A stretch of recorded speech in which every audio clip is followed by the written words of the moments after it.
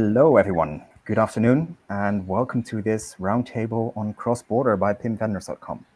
I'm really happy to host you all on this hot summer day, and I'm really glad that we have a amazing, exciting panel for you.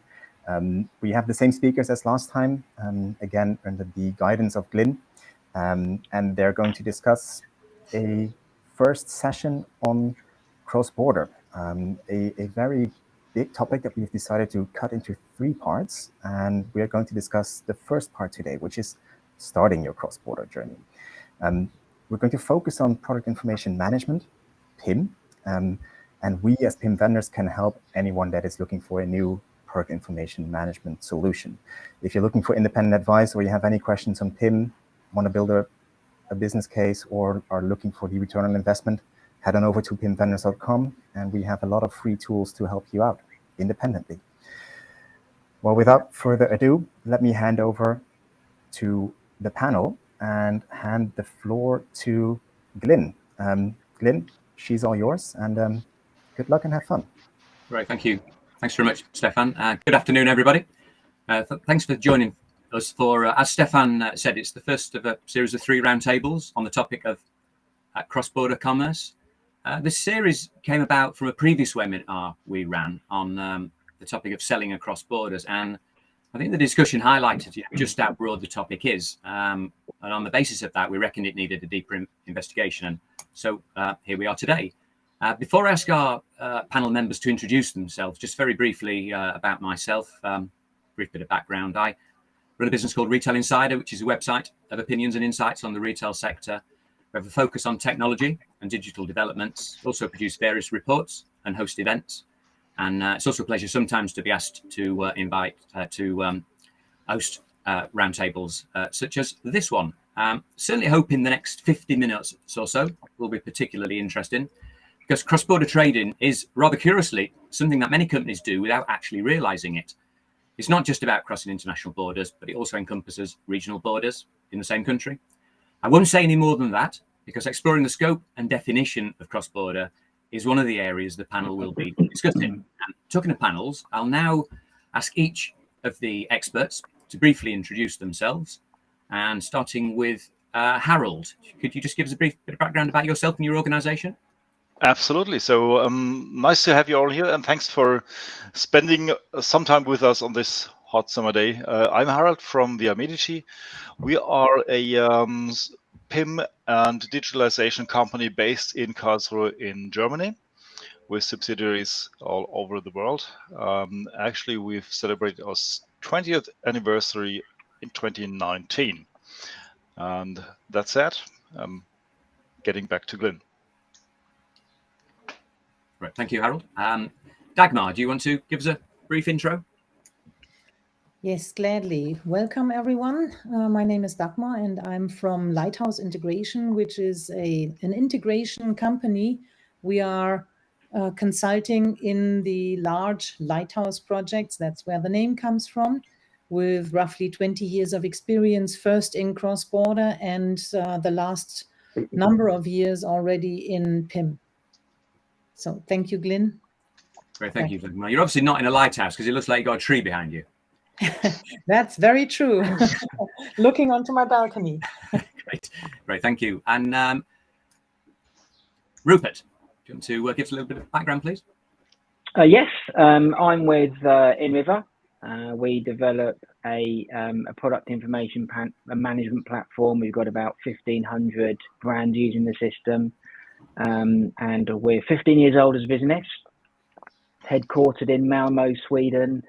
I'm based in the UK, just north of London, where it is 30 degrees today, which is pretty nice.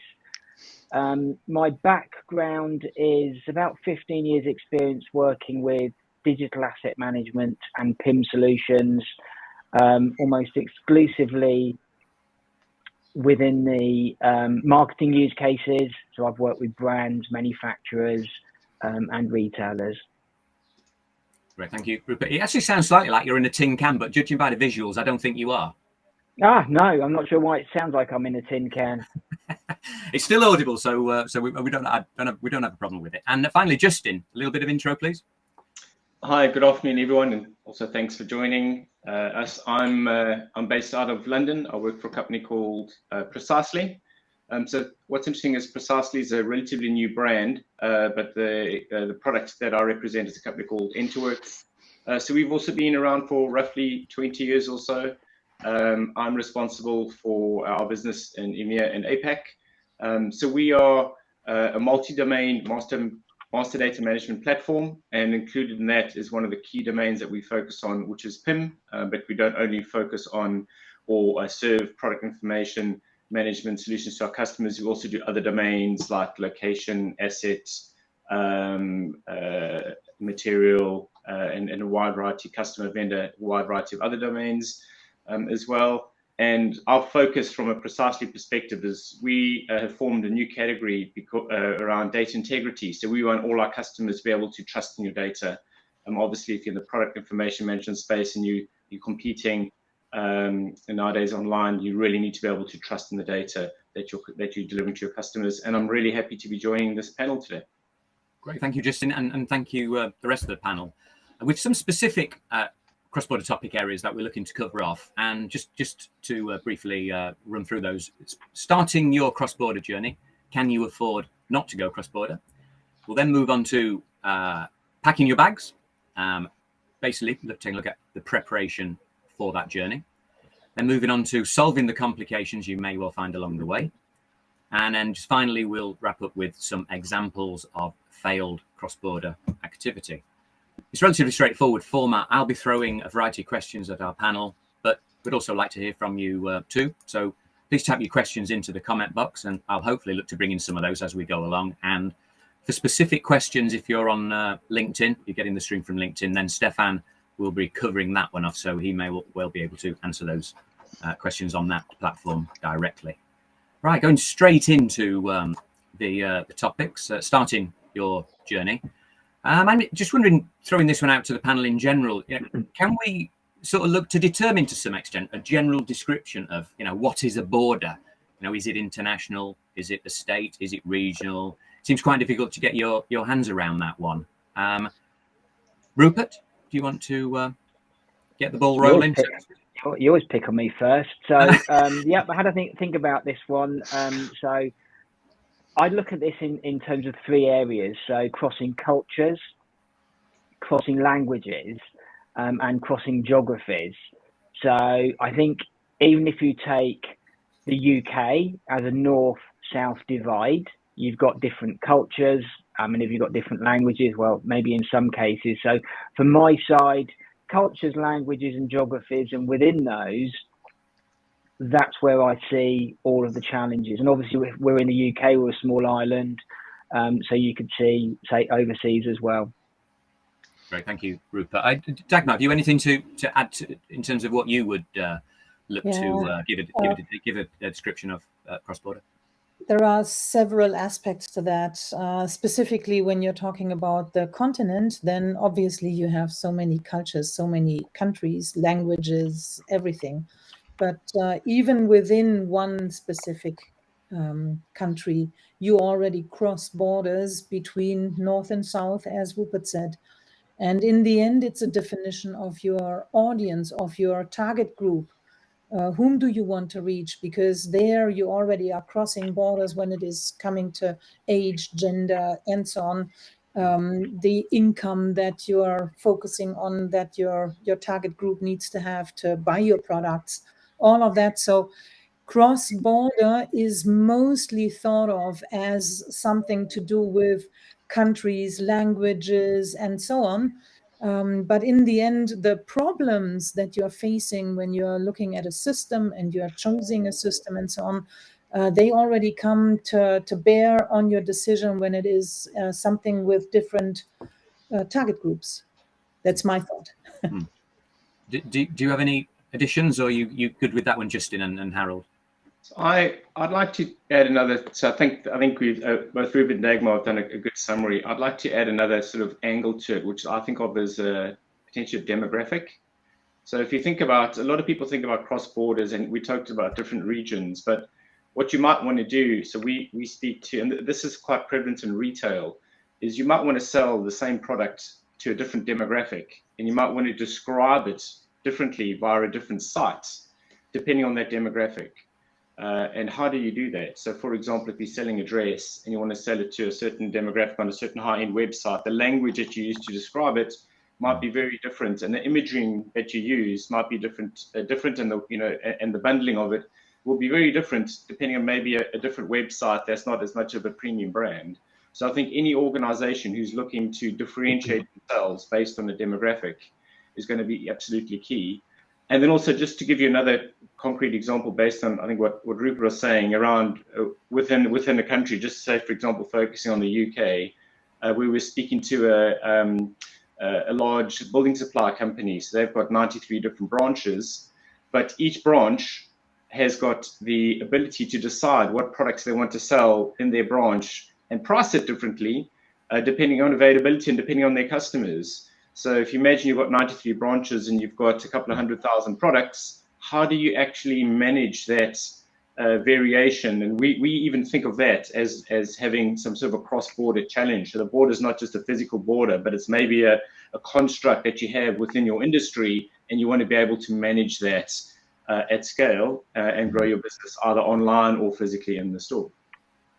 I mean, I was going to say that, Harold. So, next question was going to be, why do cross-border? It sounds like, I mean, you should absolutely be doing it. It seems to be, I mean, most organizations have got an element of that in their business, even if they don't know it. What would be your triggers, say? So to you, Harold, sorry. What triggers would be, would you see whereby it would prompt an organization to start looking at cross-border? I would rather say even just being an organization is already doing business, is already crossing borders, because you cross the border of your organization towards your markets. Even if you specialize on one single language in one single country to one specific demographic via one certain channel, you always do cross borders when you do business. So business, I would tend to say the business is all about crossing borders. Yeah. So to do a finer check on the different aspects that Rupert, Justin, and Dagmar have mentioned, basically you could use that as a checklist. Do I cross country borders? Do I cross cultural borders? In plural, that said, do I cross borders with the same product, with the same approach? Do I cross different organizations or different demographics? And as Justin has said, especially different cultures are important. So maybe to add some complexity to that, you could just sell the same product as a standalone product on the one hand, and as a component of something else on the other hand. That's crossing borders within a certain target area. I mean, is it? Sorry. One of the things that Harold is saying is, what is a trigger? Because that was the original question. How do you know? I would say, are you looking to grow your business? It's all around opportunity. Are you looking to differentiate yourself? Because as soon as you're doing that, and I imagine there's not any company out there who doesn't want to do it, you're going to have to cross some sort of a border, because it's all about growth and opportunity. Would you agree on that, Harold? Absolutely. Yeah. I mean, I think it's quite interesting how this topic has evolved. So we started on translation, then we started on localization, and actually now we're talking about cross-border. But actually, I think the terminology might be cross-market, because if you look at the challenges about going across a border, they're actually really almost the same challenges as going cross-market. So even if you're launching your same product in a different market, I think you've got the same challenges that we've all highlighted here about crossing cultures, languages, I put down to terminology, and geographies. So a couple of points there that I found quite interesting. In terms of the sort of triggers, I think that once a company has saturated the existing market, it's quite natural to look at other markets. And I think also a tipping point is what competitors are doing. So if competitors are being successful in another market, I think that quite often causes a company to start evaluating that to avoid their market share being eroded both in the existing market and in the market across borders. So the risk of doing nothing can be to a large extent just a competitive scenario then. I think the risk of doing nothing can be absolutely catastrophic, because obviously if your competitors are growing, they're being established in that local market faster, and once they're established, it's harder to push them out. And they're also gaining economies of scale for their business as well. So the company that's gone across those borders may then have a lower manufacturing cost, a lower production cost. So it's both about costs and revenue is my view there. Let me add a slight angle to that, what you just said, Rupert. When you say, well, a company tries to explore a different market. I've been to a conference in which a person from a huge company that makes household goods, these washing machines and such, hold a speech, and he mentioned, well, they discovered that their goods, they want to sell new washing machines every now and then, while on the other hand they have perceived a market for refurbished goods. So they made a business out of refurbishing these old second-hand household goods, washing machines and such, and explore a completely new market, a different demographic with different needs, different requirements, not necessarily having the latest machine in town. And they had to cross, first of all, they had to cross a border in their minds, because their sales organization was not prepared at first to this new approach, and then obviously they cross a border into a new market which they didn't know as yet. I think that's really interesting, Harold, because I wasn't at the same conference as you, obviously. But why didn't we meet? Yeah, exactly. Next time we have a cup of coffee.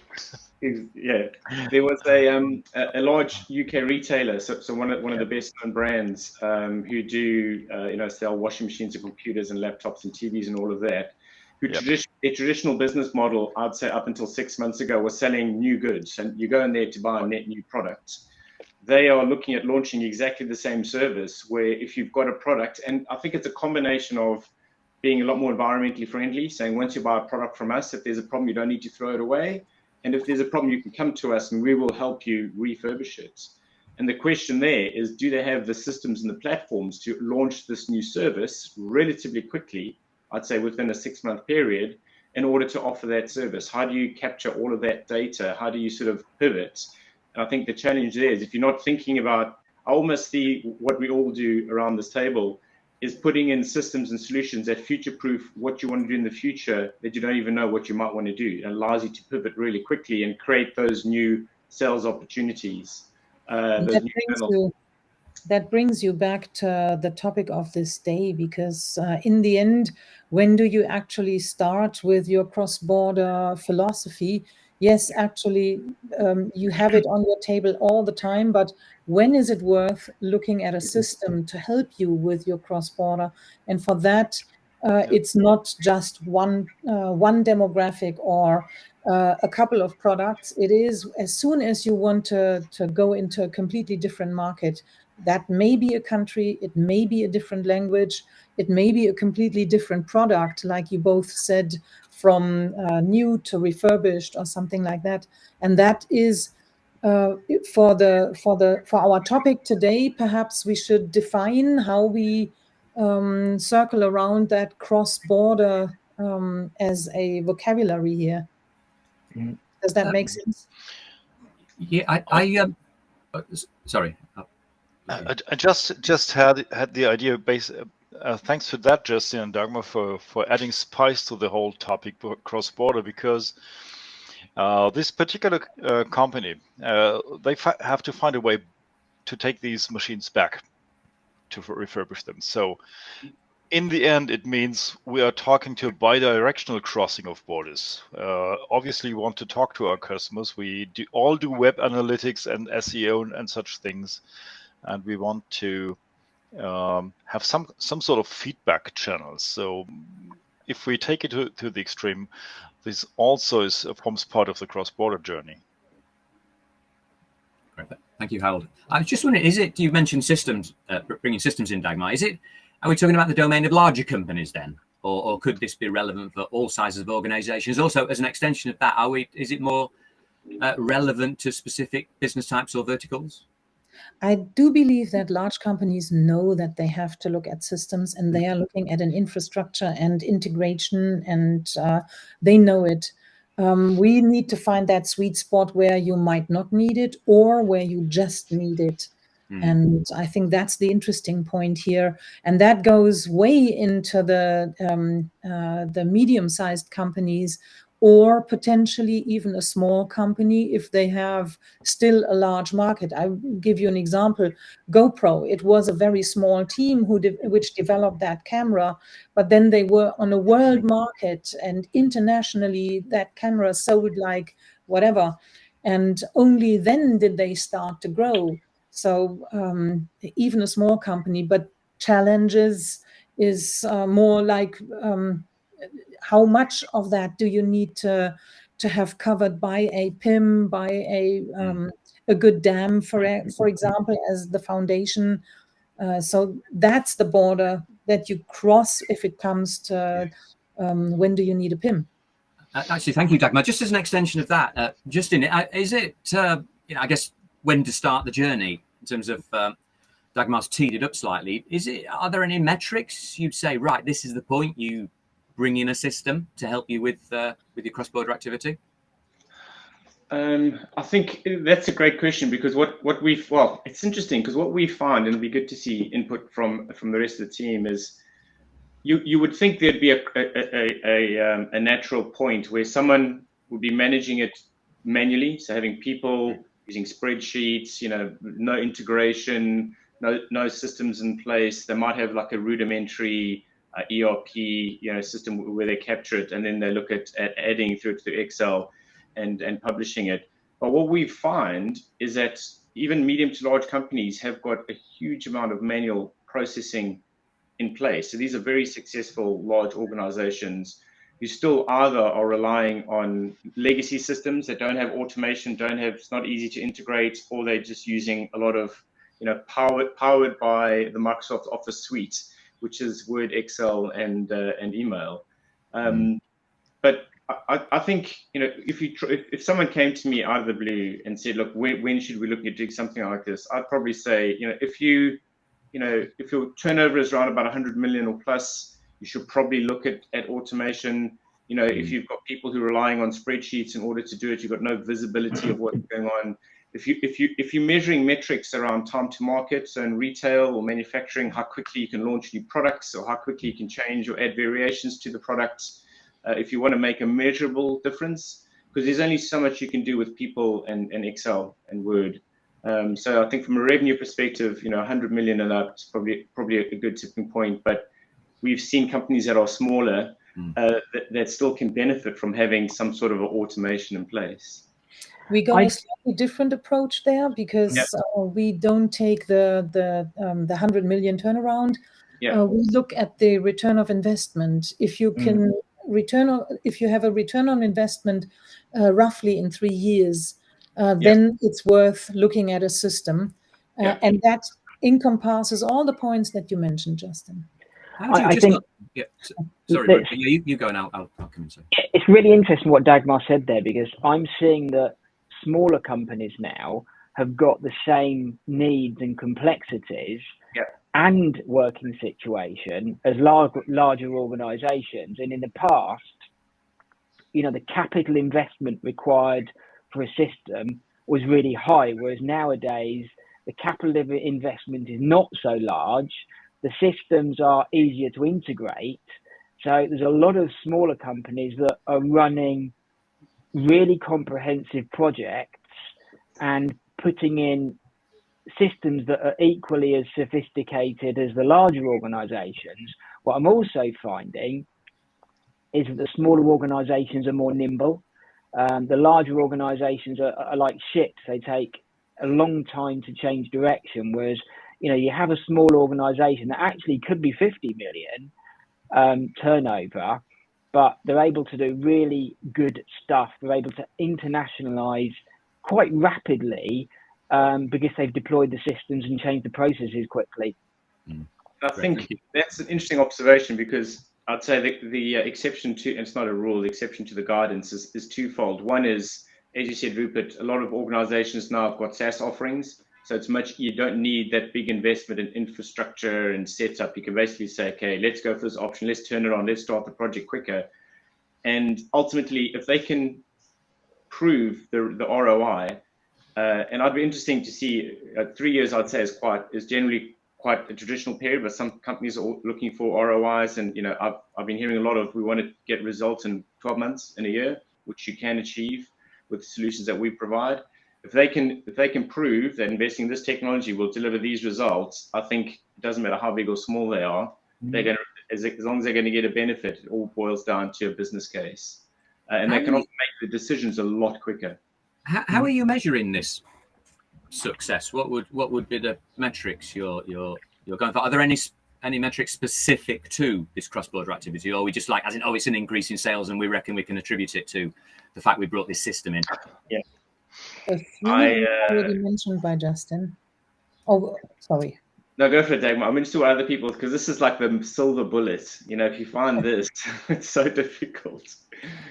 A few are already mentioned. Justin said that you're looking at the current workflow and the costs that this entails, how much of it is done manually or with an old-fashioned system or without an integration. There is a question in the chat about the integration between PIM and assets. So that means a DAM. And obviously, whatever you have, whether you have the PIM first or you are starting off like many companies with a DAM that's already in place, and now you're looking at how can you do that? You're looking at all these workflows and steps. You measure them. You measure how many people you have on that task, on that workflow, and then you look into the future. It's a little bit of experience and guesswork, and you compare. That's the very simple thing. You also look at the costs of the systems you have in place and support and services and all of that, and maybe. Before I go on and on, someone else picks up and adds a few. I think you. It's not always about ROI and these things. It's also about perceivable irritations. If we look at the information supply chain and just simply count the number of breaks between certain focus points. Let's take the traditional way ERP on the one hand, the DAM, we were talking about assets on the other hand, and take a look at the website, a CMS on the other hand, and just simply count the number of informations which flow from whatever source to the website, and then count the media breaks we have in here. I think we get asked this question a lot, because when you're looking at buying anything, nowadays you generally need to put together a business case, and when they want a business case, they want some metrics. And I think we see benefits in, increase in sales, the standard stuff, increase in sales, decrease in returns. I talked in the beginning about trust and data, reduction in error rates and data quality. So having the right information, a lot of especially in retail, they're talking about omni-channel, because they want to provide this information in the store, on the mobile, on the website. How do they make sure that the product information is consistent? Now, sometimes it's difficult to measure the increase in sales based on that, but it is actually going to be looking at increase in sales. And what Harold said, I think, is quite interesting, is it's a lot of companies make these decisions because to remove the niggles, the amounts of time that people need to spend. We were speaking to a large retailer, and when they do ranging every quarter, and it was taking them days and days and days to do the ranging, they then reduced that down to hours to do the ranging. Yeah. So obviously there's going to be some downstream benefits, but just freeing up people's time to stop doing this manual, repetitive tasks allows you to have the headspace to think of how you can grow and improve your business. Now, it's very difficult to put that in a business case, but sometimes it's things like that make a measurable difference and can drive part of a buying decision. Yeah. Thank you. Making the customer journey more smooth, for example. Yeah. It's not really fathomable, but it's extremely important. Yeah. Great, thank you. Just before we move on to the next block, I did want to pass on the question which Klaus Freeberg put in there, and he referenced. I tend to run scared when I see the word meta. He said to bring in metadata. So I'm completely scared now in terms of I will pass it on to somebody. Who wants to just touch on this one before we move on to the next block? So I can start. I think the metadata I think is absolutely critical to driving any variability that you have is going to be around this extra data that you need to capture and collect that doesn't normally sit in some of your traditional systems.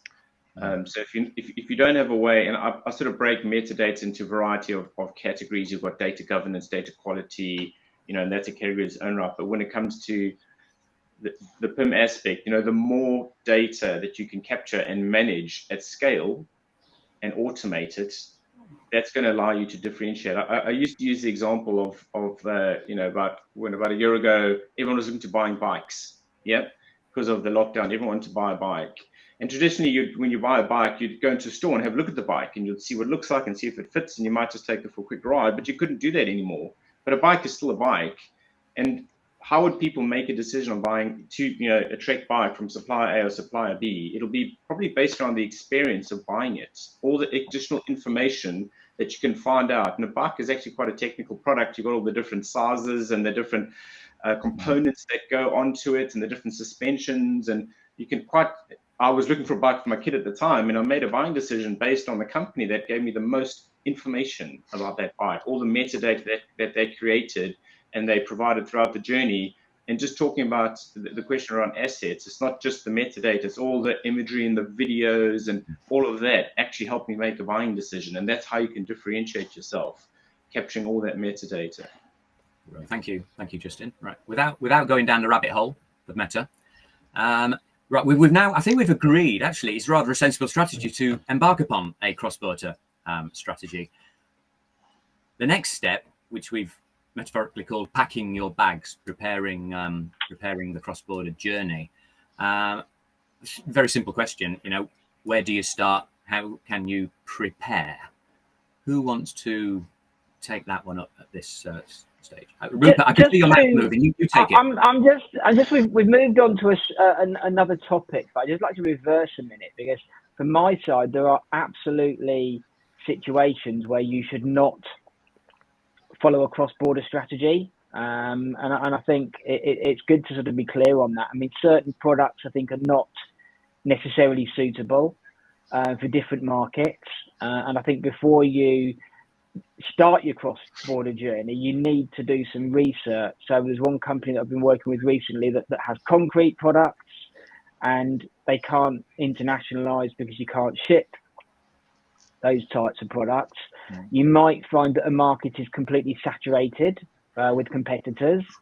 You might find that certain products cannot be adapted, and certain products simply aren't suitable for a different market. For example, I was going to use the example, you're not going to sell loads of air conditioners in the UK market, although it's pretty hot at the moment. So just to be really clear from my side, I think there are absolutely certain situations where a cross-border strategy probably should not be, or should be looked at very carefully before you pursue it. Good point. So no concrete we're talking about here. If you've got a concrete business, give it a miss. Don't ship it by aircraft. I'll just say that. I think Rupert's inadvertently, by taking a step backwards, he's taking a step forwards, because preparing your journey is the first thing, is figure out what actually makes sense. Don't just suddenly say, oh, great, we've got these products, we have to grow by opening up new markets. There's certain fundamentals that will be specific to your industry that you need to look into. I think just focusing on actually the UK market, both inbound and unbound, is can you actually ship your products? That's the first example. With the example of Brexit, we attended an event in Ireland recently, and trying to get a pop-up stand couriered to Ireland was a nightmare. I spent a day trying to figure out what forms you need to fill out. You've got to get huge amounts of data around it. So, and that's just me just wanting to ship a stand. I imagine if you're a UK supplier of pop-up stands, and you think, I'm just going to expand into Europe, how are you going to get it there? Just simple simple questions that people may have thought in the past, oh, we can just, stick in a courier and we can ship, put in a container, it'll be fine. And just one more sort of, go ahead, Harold. Sorry, I might add a bit that, well, basically the question of the answer you get is determined by the quality of the question you ask. So I think the question to ask is not, do we want to cross a border now? I think nobody actually asks that question, but the question is actually, yes, we want to expand. The company wants to explore new markets, new business chances, and so on. And the question would then be, do we cross borders in doing so? And which borders do we cross? And which consequences do we have to face in these cases? So as Justin said, well, if you want to sell pop-up stands from Great Britain to, well, let's make it some EU country or all the EU countries, you simply receive the answer, well, we do cross certain borders, which then implies, well, more effort in doing so. And this will just be the start for an analysis whether this border crossing makes sense for your company or whether you want to do something else, like shipping concrete, for instance. We're talking about the strategy, aren't we? The overall strategy of the business. Which borders does that potentially entail? And determine how you cross those borders. Going back to what I was saying earlier on, you can grow your business without actually physically crossing a border. You could say, let's try and target a new demographic. Let's try and target a new region. Let's have pop-up banners that we innovate around the banner, and then look at opening up more markets within the UK. Go north, go south. Do something like that, and then figure out, do you need technology to help you achieve that growth to that new demographic? So it doesn't necessarily need to be a new country. You could sort of scale. So preparing your journey could be thinking about opportunity as not just a geographic border, but it could just be a different way of expanding your business. Basically, choosing the path of least resistance by picking the right borders to cross. Yeah. Mm-hmm. And a couple of final points from me. I think from what I've seen in the past is going across borders can divert a massive amount of energy and resources away from the main market. So by doing that, you're potentially putting the local market business at risk, swallowing vast amounts of cash. So my view here quite clearly is that I would do it in baby steps and take the baby rewards rather than go all out across lots of different markets. I do it in a focused manner, pick a new market after a bit of research, go for that, see it as a pilot, and then if that's successful, expand into other markets. So yeah, clear message my side. I do it in baby steps. Right. I guess that would be a general agreement, would it, in terms of rather than a big bang approach, Dagmar? I mean, you would have to be a huge organization to do a big bang approach anyway.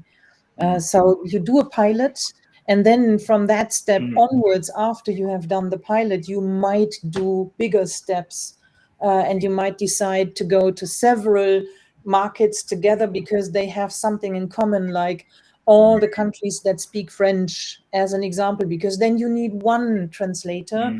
Even though you already need several different marketing texts, you can still have them translated by one translator, just as a simple example.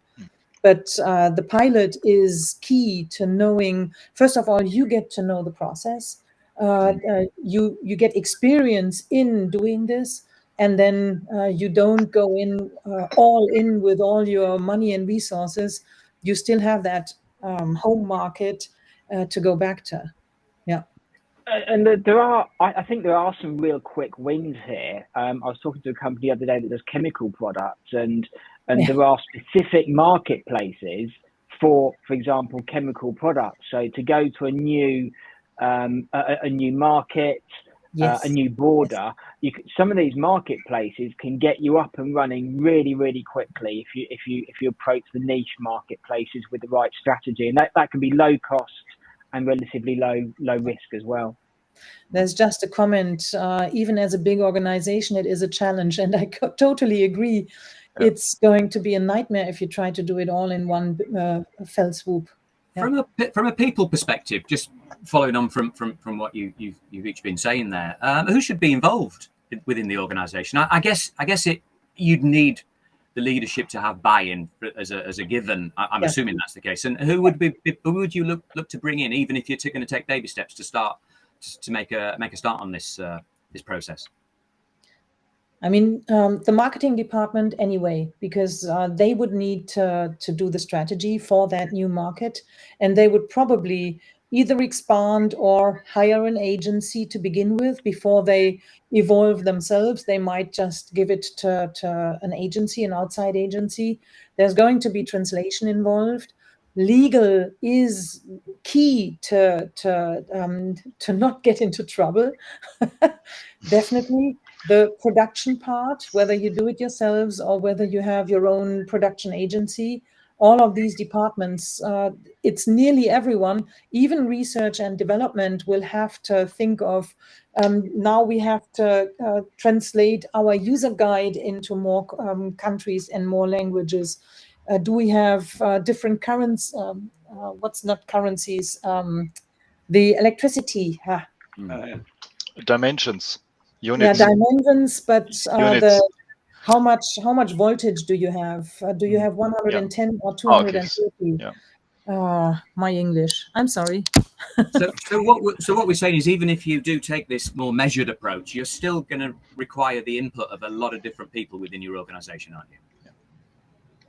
Yeah, because I think what you're doing is if I think of it, it's the business change and then the technology change. The technology actually I'd say is the easy bit in the end, because once you put a good foundation or platform in place, you're just turning the tap on more. It's not you don't make any difference, but half the challenges that you face is around getting the people right to decide where you're going to go, getting your foundation put in place. Getting all that data we talked about, getting metadata right, getting all the assets right, understanding how you want to get into this new market, what are the variations that you need. Then once you start your initial project, you're then just adding more, over time, adding more speeds and feeds to do it. But then the organization is ready for that change and is ready for that growth in that specific market or region or geography or whatever it could be. Yeah, thank you, Justin. Yeah, Rupert, so we're talking about some organisational structural change here, aren't we? And are we looking at a bit of cultural change here, even at this very early stage of the journey? I think so, yes. I mean, I think that you've got to have buy-in from the top to go across borders, because it's such a strategic and costly sort of decision. I also look at it as to whether it's product or marketing-led, because you've got to look at whether the product is suitable and maybe adapt the product beforehand. And then I just think I've gone slightly off your question. In terms of cultural changes, yes, absolutely. And I think when you're putting in technology solutions, it's very easy to misjudge the cultural impacts of those. And I think when you're forming an internationalization strategy, it's quite easy to start up a new team that are focused on international and alienate those teams that are doing the local market. So the international is the new shiny toy that the CEO is focused on, whereas the local one is just the boring. So there's lots of cultural complexities to manage. And also, when you're going to the local market, I think it's important to have, let's say, leadership or advice at a local level. To manage the cultural issues, the knowledge gaps that let's say mothership at the original company doesn't have. Thank you, Rebecca. As an extension of that, how do you deal with accountability then when you're dealing with what becomes a multi-border model? Gosh, that's an interesting one. So I think different cultures follow different strategies. So if it's an American company, they're going to have a different approach in terms of leadership. If it's a German one, it's going to be a different approach. My view is that there should be some kind of local accountability rather than accountability purely on the mothership, because at the end of the day, the local people, even if it's only one person, they know that market. They're going to live it. They're going to feel the passion for it. And even if that person is in the mothership, but it is a person that has been, let's say, drenched in that culture. Yeah, I think so. Yeah. So clear accountability, and by accountability, I don't necessarily mean a team being accountable, because I think sometimes teams can't be accountable. A person has to be accountable for international. Great. Yeah. Thank you, Rupert and Dagmar. Just moving on, just conscious of time. Next area to have a think about was the solving some of the complications you find along the way. So this is you've made a start. You're moving along things. What are the complications you're likely to find, and is there how can you attempt to avoid the complications you'll invariably come up against? Justin, what would be those examples of? I'm going to talk about sort of not specifically going across a border, but growing into a new market or hitting a new demographic, because it'll naturally extend to a new border. It'll just get more complicated. But I think for me, it's all around handling the variations that you need to have, handling the. So I go back to when I say variations, talking about the retail industry where they want to launch the same product to different sites. How do you know what goes where? How do you manage who describes what? Who owns the description or the strategy for the premium site versus the non-premium sites? We talked again about, I think assets is also absolutely key. Imagery. How do you share the right information, the right technical information, if you're going to have different ways of sharing this information? So I think that's absolutely key. And I think the one thing is, and I think everyone sort of touched on this. I know Rupert spoke about this. It's going to be a big change no matter what you're doing. So there's a lot going on. So you don't want to rely on manual processes to do it. You want to try and, I used to call it de-skilling the process. You want to put as much knowledge into the process as possible. So you don't need to tell, John or Jane or Peter or John, okay, for this product or this market, don't forget to do this, or don't forget to get this approval, or don't forget to do that. It's in a system. So someone does their job, clicks on go, it then says, okay, based on this is what needs to be done. Here's a checklist that's automated. Here's the business rule. Here's some logic that you need to put in place. And then obviously, if you're crossing an actual border, then you've got legal compliance, different, Dagmar said, different voltages for electricity, different specification sheets. I mean, imagine if you're shipping a product to an EU country and you ship the wrong spec sheet, or it doesn't have the right safety features. You can have a lot, not only reputational risk, but there's can potentially be physical damages that can expose you to. So you really need to have a way of automating that and putting some sort of system in place to de-skill the process. I think that's one category that you need to think of. Great, thank you, Justin. I'll just basically whip round each of you. Actually, Harold, you additions to that one, complications and how to overcome them?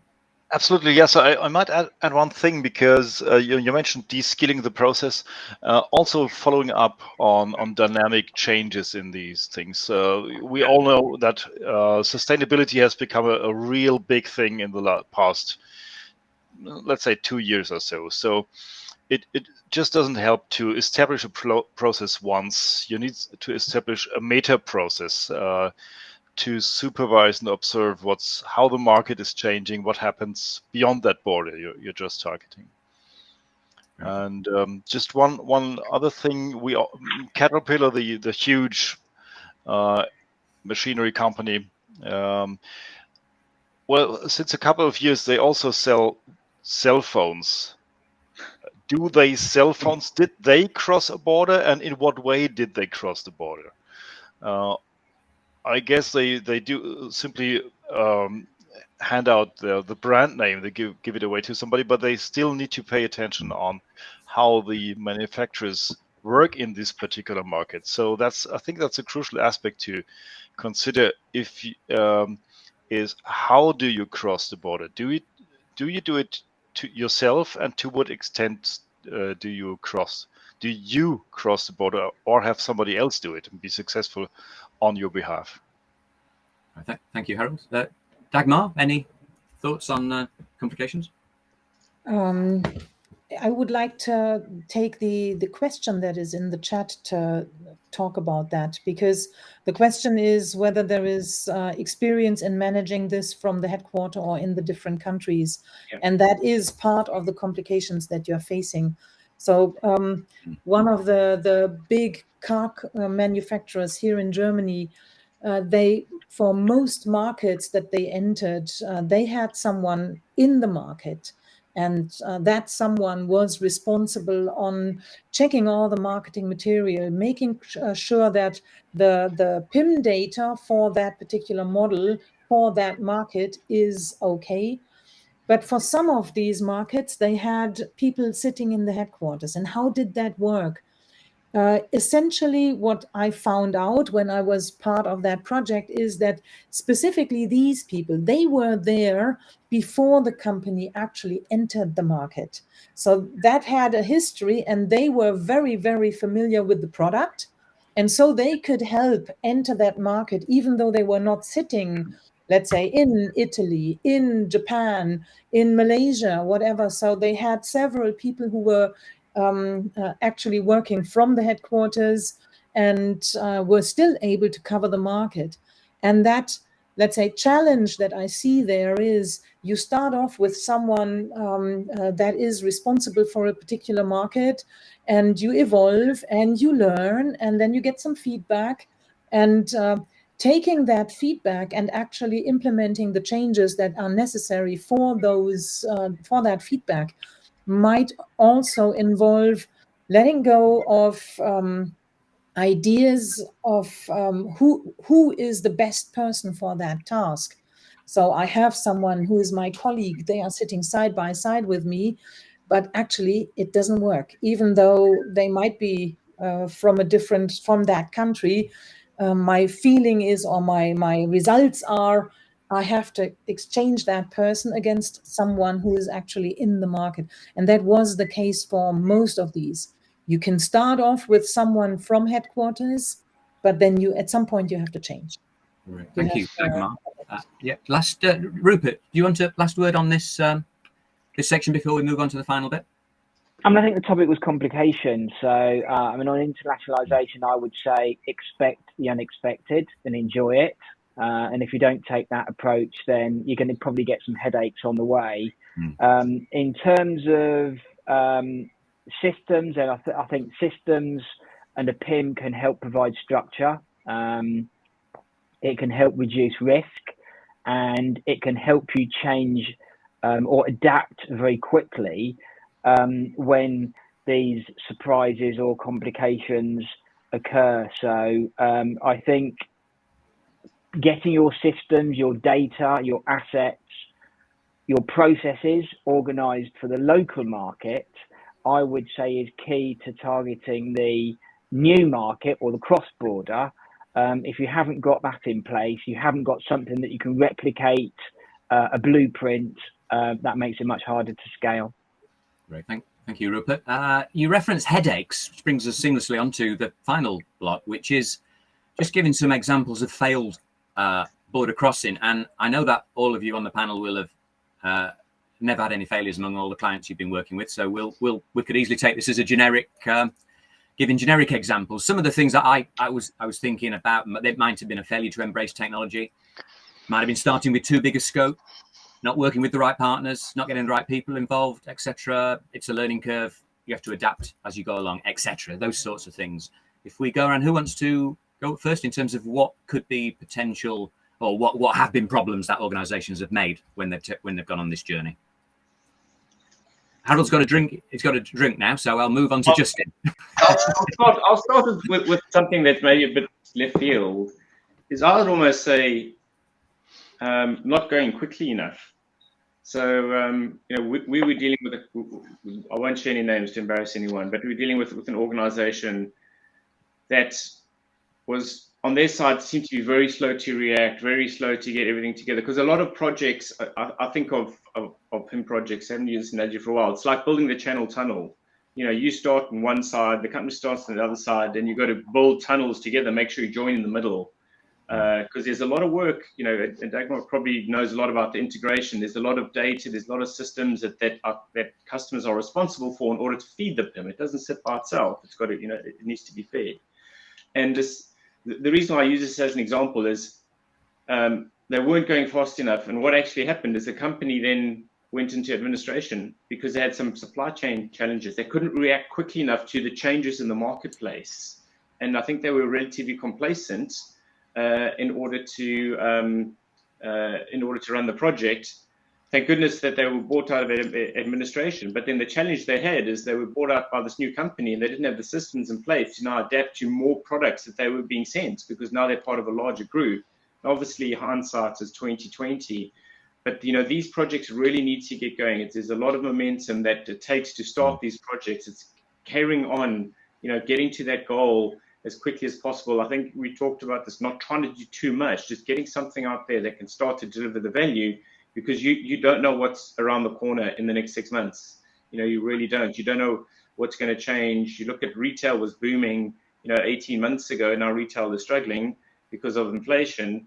Who could have predicted that? So you really need, I'd say, some of the failures are just not relaxing a bit. Don't relax. For us, only 50% of the job is done once we sign the contract. We've got to get the first project live.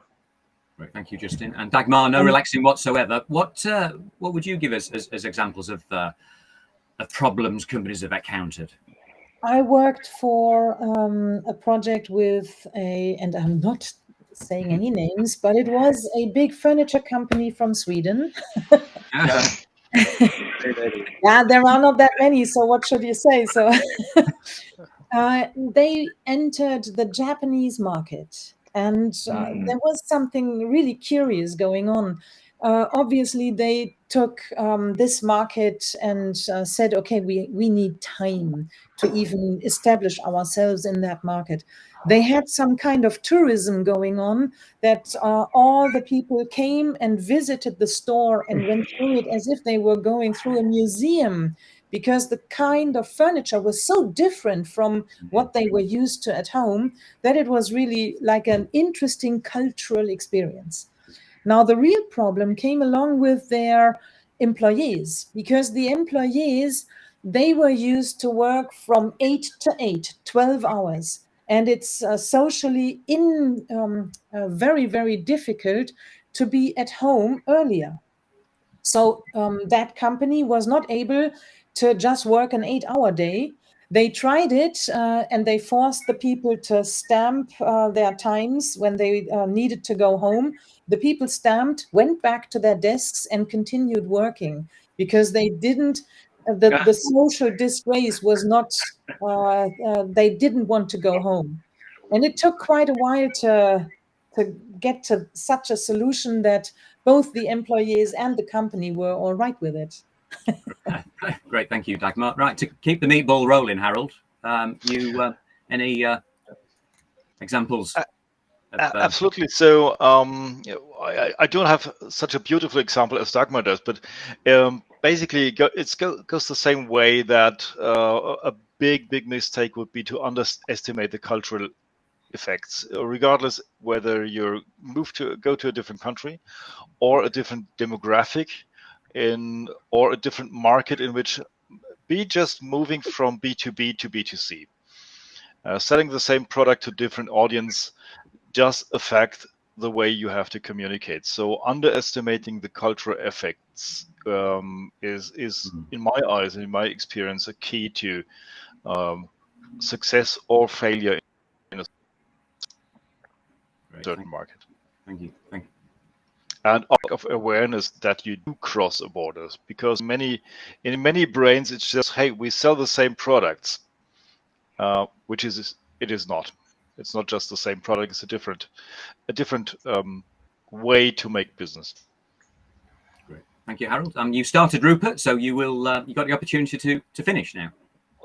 Thank you. So I think this comes down in many cases to competition, and to understand whether you've got sufficient differentiation for that market. I know the grocery sector is largely dominated by local players, and some examples. I think Walmart attempted Germany, that didn't work. Tesco pretty big in the UK, tried to tackle Europe. I think they pulled out of France. I think the challenge with that market is margins. So again, I think it comes back to research beforehand. How competitive is that space? And do you have sufficient differentiation? And are you going to get the margin? So I think I've given a couple of examples of challenging areas. I think in B2B, some products are really differentiated, so they can be really successful in new markets because they're quite unique. And you can also get good revenue off those. So again, it comes back to basic research, which I think in a lot of cases could be desktop research. You can scout out the competition, you can see what's online, you can do some comparisons beforehand, and that's obviously reducing your risk. On the other hand, there been some really good successes. I mean, we all know Coca-Cola, Unilever, Unilever especially, really good at going to new markets, really good at working out how to position their products. One quick example is, I think in India, they sell the shampoos in sachets rather than in bottles. And that's really, really important for that market in terms of how people use those products. So some companies are really geared up to do that well. Right, thank you, Rupert, and thank you to the rest of the panel for your. We don't want to dwell too much on the failures that have occurred, but time has rolled around, and we're going to have to wrap things up at this point, I'm afraid. I'd like to thank each of the panel members for the terrific input on this roundtable. It's been terrific, really enjoyable.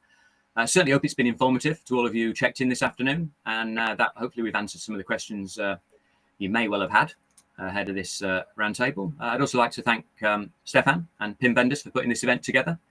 As mentioned, it is one of a series of 3. The next 2 are on the topics of achieving efficient cross-border commerce and the future of cross-border commerce.